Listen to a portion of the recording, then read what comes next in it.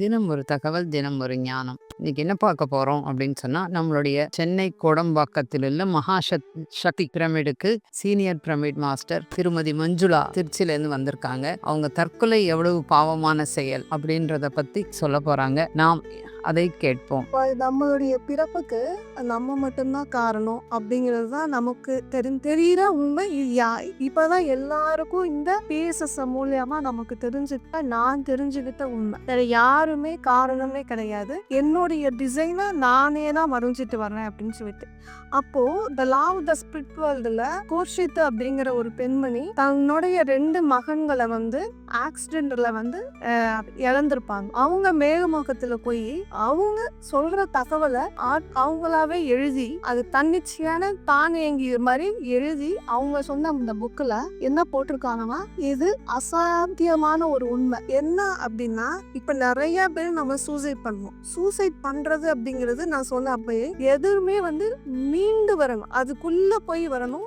எதையுமே நம்மளால தப்பிச்சு போகணும்னு நம்ம நினைச்சா, எந்த ஒரு சேலஞ்சில இருந்தும் தப்பிச்சு போகணும்னு நினைச்சா அது திருப்பி நமக்கு தான் வரும். அந்த சேலஞ்சை நம்மளால ஒண்ணுமே பண்ண முடியாது. அடுத்தடுத்து நீ அதை எதையாவது அதை முடிச்சுட்டு தான், ஃபெயிலியரோ சக்சஸோ அதை முடிச்சுட்டு அதை மீட் பண்ணிட்டு தான் வெளியில ஆகணும். அதே போல மேல் உலகத்திலேயே நம்ம பிறத்தும் போதே அந்த ஆன்மா நான் இவ்வளோ கர்மா இருக்கு, நான் ஒட்டுமொத்தமா இந்த கர்மாவை நான் டைல்யூட் பண்ணிக்கிறேன், நான் கழிச்சுக்கிறேன் அப்படின்னு சொல்லிட்டு ஒவ்வொன்றுமே டிசைட் பண்ணிட்டு அந்த ஆன்மா டிசைட் பண்ணும். இவ்வளோ சேலஞ்சை நான் எடுத்துட்டு நான் பண்ணுவேன் அப்படின்னு சொல்லிட்டு ஒரு கான்ஃபரன்ஸும் எந்த ஒரு விஷயத்துல இருந்தும் நம்மளால தப்பிச்சு போகணுங்கிற அந்த தாட் எப்போ உருவாகுதோ அப்ப நம்ம நல்லா ஞாபகம் வச்சுக்கணும், எந்த ஒரு விஷயத்துல இருந்தும் ஓடவும் முடியாது, ஒழியவும் முடியாது. நீங்க பண்ண அந்த காரியத்தை, அந்த கர்மாவை கழிக்க நீங்க இந்த ஜென்மம் இல்ல அடுத்த ஜென்மம், இன்னும் எத்தனை 100 ஜென்மங்கள் எடுத்தாலும் ஒரு விஷயத்துல இருந்து நீங்க தப்பிக்கன்னு நினைச்சா முடியவே முடியாது. உங்களுடைய பணி, நீங்க செஞ்ச அந்த கர்மத்தை நீங்க கழிக்கவே ஆகணும். சோ அந்த மாதிரி இத்தனை கர்மாஸ் நான் இவ்வளவு பண்ணிருக்கேன், பயங்கர சேலஞ்சஸ் எடுத்துட்டு நான் ஒரு கொடூரமான தாய்க்கு, அதாவது தாய் பாசமே இல்லாத ஒரு இடத்துல நான் பிறந்து அந்த சேலஞ்சை நான் ஃபேஸ் பண்ணிக்கிறேன் அப்படின்னு சொல்லிட்டு ஒரு ஆன்மா முடிவெடுத்து இறங்குதுன்னு வச்சுப்போம். இந்த பௌதீக உலகத்துல இறங்கணுன்னே அந்த ஆன்மா அதை வாழும் போது தான் எடுத்துட்டு வந்த சேலஞ்சஸ் எல்லாரும் மறந்துருவோம்.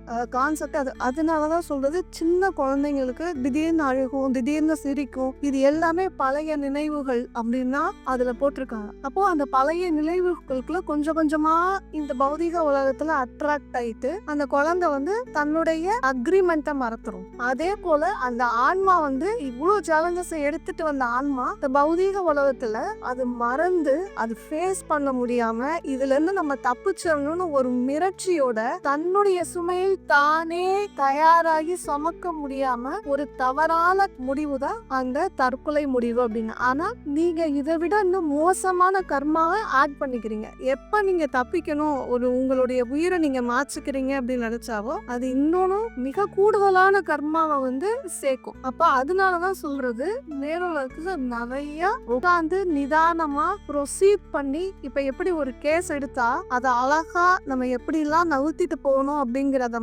அந்த கொஞ்சம் கொஞ்சமா நான் கர்மாவை கழிக்கிறேன் அப்படின்னு சொல்லிட்டு நம்ம அதை டிசைட் பண்ணிட்டு தான் நம்ம எடுக்கணும். ரொம்ப ரொம்ப நான் இந்த இதெல்லாம் பண்ணியிருக்கேன், நானே கழிச்சுக்கிறேன்னு எடுத்துட்டு வர ஆன்மாக்கள் அவங்களால முடியாம சூசைட் அட்டாக் பண்ணிக்கிறாங்க. ஸோ இது மூலியமா அவங்க ஏன் இப்படி பண்ணாங்க, ஏன் இது இல்லையா அது இல்லையா, அவங்களுடைய அந்த வில் பவர் கம்மியா ஆகும்போது இது மாதிரி பண்ணியிருக்காங்க. ஆனா அது தவறான செயல். அதை விட இன்னும் கூடுதலா அவங்களுடைய கர்ம பலன் அதிகரிக்கும். அப்படிங்கறதுனாலதான் நிறைய யோகிஸ் ஞானிஸ் எல்லாம் என்ன சொல்லுவாங்கன்னா, நீங்க தற்கொலைங்கிற விஷயத்துக்குள்ள போகாதீங்க அப்படிங்கிறது. அப்ப அந்த ஆன்மா டிசைட் பண்ணதே அவங்களாலேயே சக்சஸ்ஃபுல்லா பண்ணிக்க முடியாத ஒரு சூழல் தான் அதுல உருவாயிருக்கு அப்படிங்கிறதுல த லா ஆஃப் த ஸ்பிரிட் வேர்ல்டுல போட்டிருக்காங்க. அப்ப நீங்க அந்த சூசைட் அட்டம் பண்றவங்களுக்கு அந்த அதுல இன்னும் ஒரு நல்ல விஷயம் என்ன அப்படின்னு சொன்னா, அந்த மாதிரி யாராவது டவுனா இருக்கும்போது நம்ம இந்த மெடிடேஷன் அப்படிங்கறத நம்ம சொல்லி கொடுக்கும்போது சில்ட்ரன்ஸுக்கு முன்னாடியில இருந்தே அது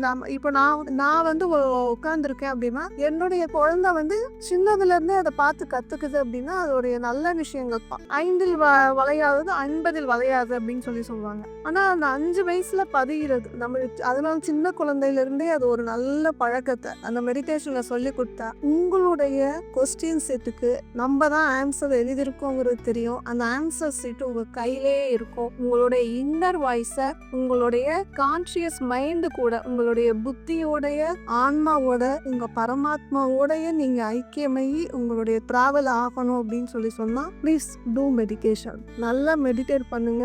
நல்லா உங்களுடைய இந்த பௌதீக உலகத்திலையும் நல்ல சந்தோஷமா நீங்க டிராவல் பண்ணலாம். ஏன்னா உங்களுக்கு தெரியும், நான் தான் கூகுள் மேப், நான் தான் ரூட் போட்டிருக்கேன், எனக்கு எல்லாமே தெரியும். யார் மேலேயும் எனக்கு வருத்தமோ எனக்கு யார் மேலேயும் கோபமோ கிடையாது. ஏன்னா நான் பண்ண கிரியேட்டிவிட்டியான என்னோட லைஃப்பை நான் என்ஜாய் பண்ணிட்டு எடுத்துட்டு போறேன் அப்படிங்கிற ஒரு நல்ல மைண்ட் செட்டு அது நமக்கு கிடைக்கணும் அப்படின்னு சொல்லி சொன்னா மெடிடேட் பண்ணுங்க. சந்தோஷமா நிம்மதியா வாழ்க்கை பயணத்தை தொடருங்க அப்படிங்கிறது தான்.